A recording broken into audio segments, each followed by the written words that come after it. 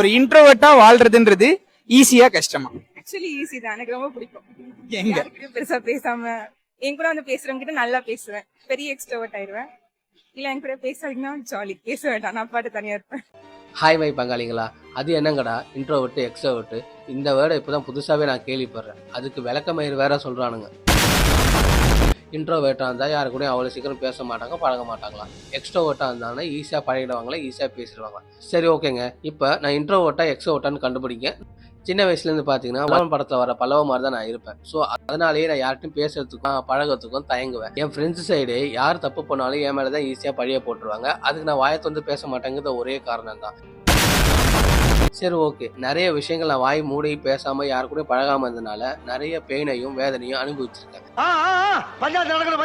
சரி, இப்படி இருந்தாதான் பிரச்சனை, எக்ஸ்ட்ரோவர்ட்டா மாறலாம்னு சொல்லிட்டு எக்ஸ்ட்ரோவர்ட்டா நான் மாற ஆரம்பிச்சு எல்லாருக்கிட்டையும் ஜாலியா பேசி பழகி ரொம்ப ஈஸியா ஜெல் ஆயிட்டேன். நான் யாரை ஹாப்பியாவும் என்ஜாய்மெண்டாவும் ஃபன்னா வச்சிருந்தனோ அவங்களே சில நேரத்துல என்னை ரொம்ப காயப்படுத்துவாங்க, இல்லை என்னை விட்டுட்டு போயிருக்காங்க.